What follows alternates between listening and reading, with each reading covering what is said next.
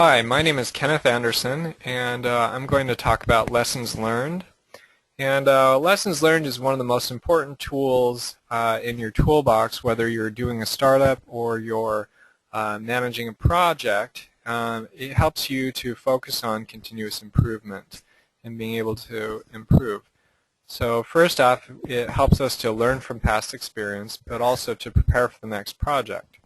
One of the important things is to conduct a lessons learned, sometimes they're called postmortems, through the project, not just at the end when everybody's done, but try and pick key points or regular intervals at the end of maybe a phase or a small portion of the project to do a lessons learned, and we'll go through some of the methodology for that.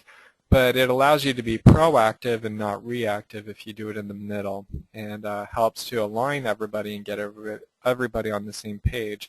But it can also be used as a tool to help create morale within the team.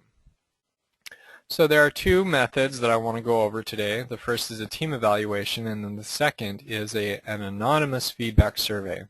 The team evaluation, generally I like to follow this basic structure. What went well, what didn't go well, do more of, and do less of. Now I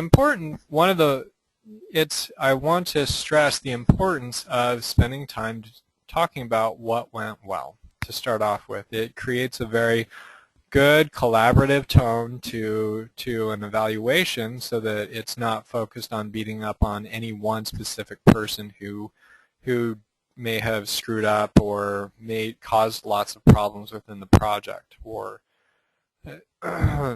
And so by spending time as a group talking about what went well, you can also write down the things that you want to repeat in the future. Sometimes we get going on what we should do and we forget about what we did do positive and did do well.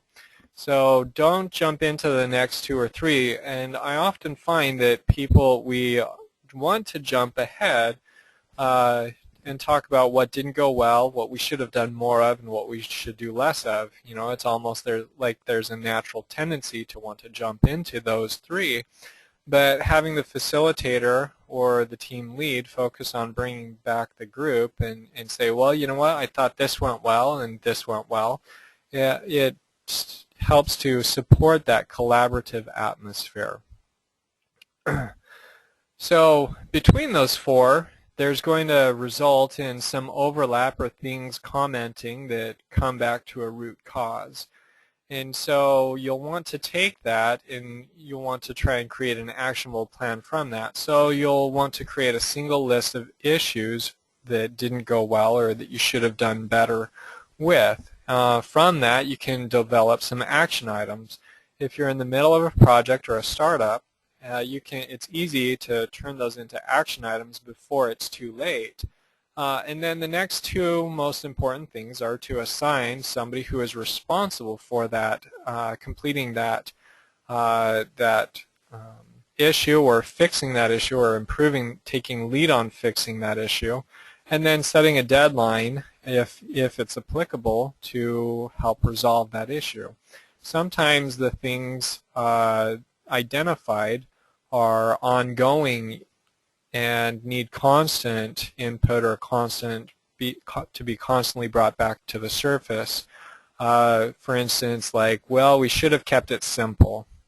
You know, that's something that can always be brought up, and so if you assign it to somebody to say, can you reassure us and keep bringing this up that we need to keep it simple and keep focusing on that, then it can help the team remember, oh, we've got to keep it simple. Alternatively, you know, there might be an issue where people jump to the first thing that comes to mind, and having one person say, you know what, let's look at what other options are out there, and keep bringing the team back to looking at options instead of jumping to only one solution, which may not be optimal. Having somebody with that responsibility can keep the team or help the team make good decisions through the process. The second tool that I want to share with you is an anonymous feedback survey. Now this is very applicable when you have large groups or large amounts of people that are involved in a project, and being able to solicit for honest feedback, anonymous feedback, can be very, very helpful in recognizing how well the project is going in the eyes of everybody else, so that it's not some surprise when you know, 6 months down the road and you've got some bad morale or very low morale in the project, that you can actually start managing that and from the get-go. Generally, people may be very private or very quiet and be very professional about not talking bad about the project, but deep down in their heart, they may have some very reserved feelings that need to be expressed, and they may have a quiet resistance. But by using an anonymous feedback survey, they can voice their concern, and you can start to work with that instead of being blindsided or completely oblivious to that impression or those perspectives.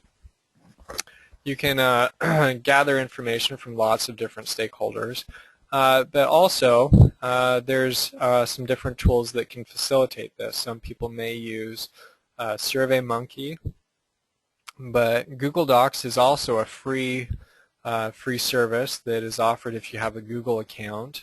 You can probably Google Google Docs Forms, and it'll probably provide some trainings for you on using it, but it's all tied into your Google account, and that's what I prefer to use. So thanks for listening, and good luck.